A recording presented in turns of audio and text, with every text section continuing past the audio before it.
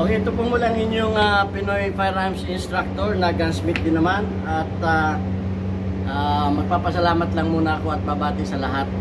At sa ating 36,500 plus na mga subscribers, thank you very much. Lalo tigit sa hindi nag-skip ng ads sapagkat tayo ay charity vlogger na may 6 na estudyante na tinutulungan. At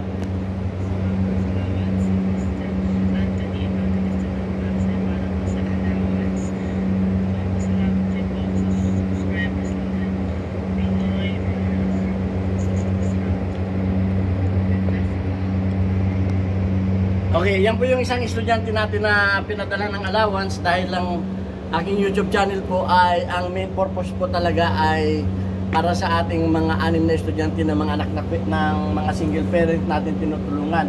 Ang pagtuturo ko po ay parang bonus lamang.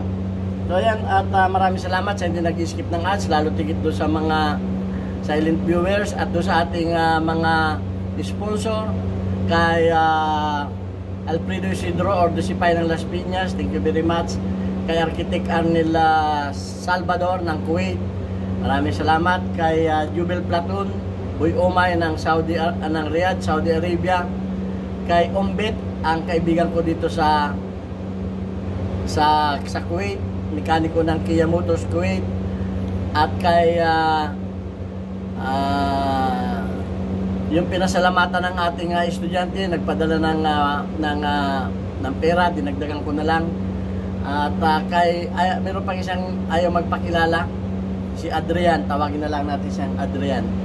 Okay, kay Anthony ng Pasay, thank you very much doon sa pinadala mo sa ating estudyante.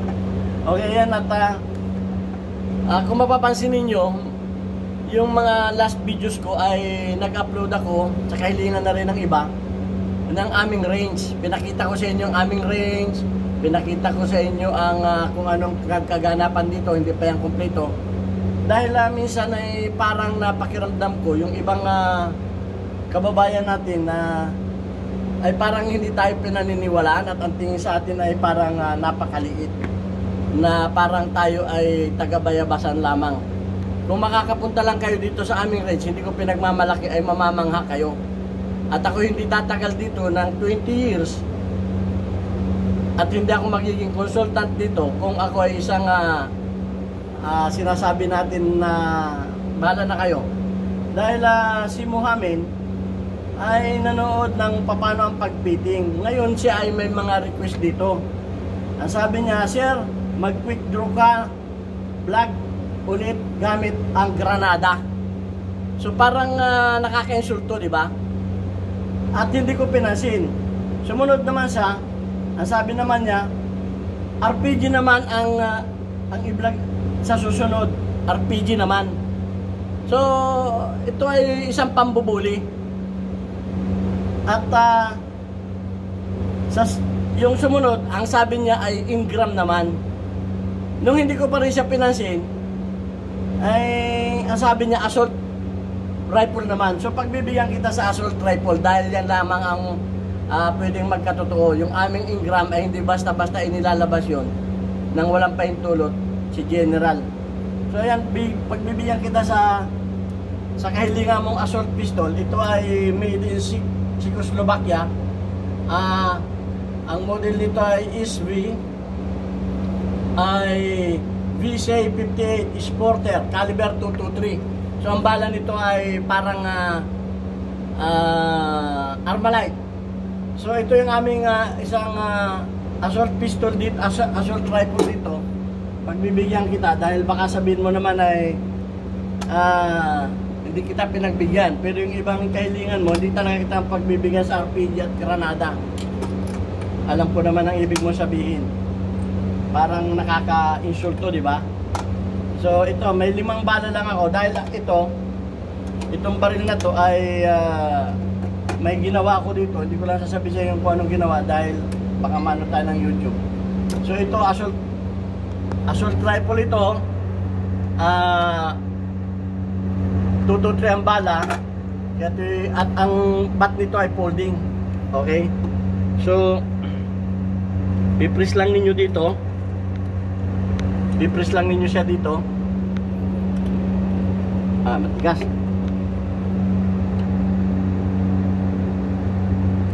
Matigas yung ano niya. Ayan. Pipress lang ninyo yung button ninyo dito. Ay, medyo matigas lang.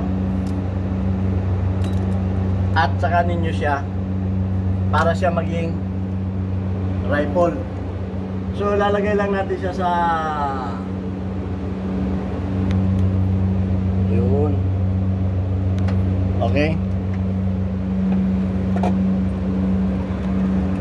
So kung makikita ninyo ang aming range ay ito yung pang world class. Kaya pasensya na kayo. Okay, ito yung ating assault rifle na hindi ko lang bawal dito ang full auto. So titistingin lang natin ang ano nito, hindi ko na rin nila wala itong scope. So ang ano nito ay iron sight, ito ang rear sight at front sight. Hindi ko rin alam kung ito ay naka-zero. So titingnan natin, ang importante dapat mag-grouping. Dapat mag-grouping yung kanyang hit. Naka-grouping, huwag yung sabog-sabog dahil hindi ko alam kung ito ay naka-zero. So ayan, firing.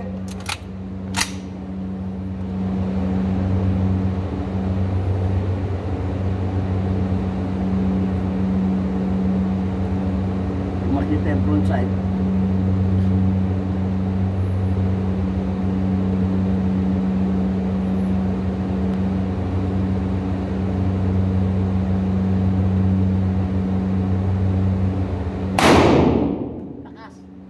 Sorry, nakalimutan nating mag-earmap.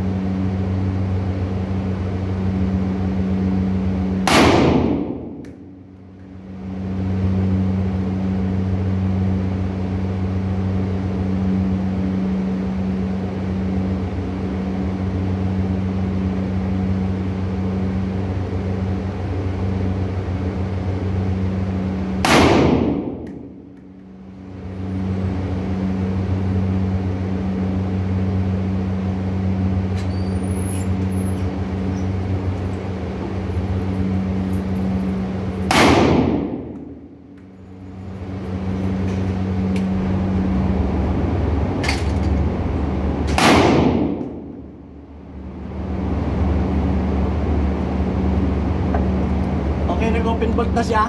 Wala na siyang bala at tingnan natin kung nag-grouping ba yung ating putok.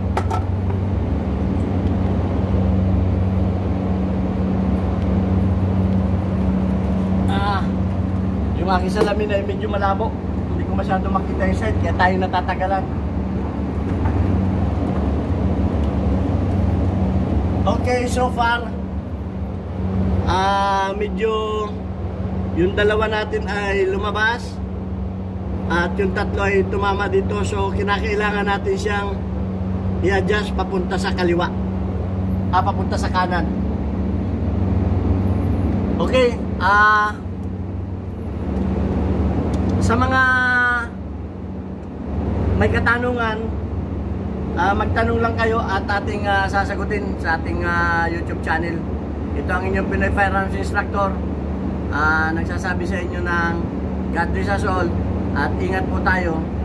Keep safe always. And God bless. Thank you.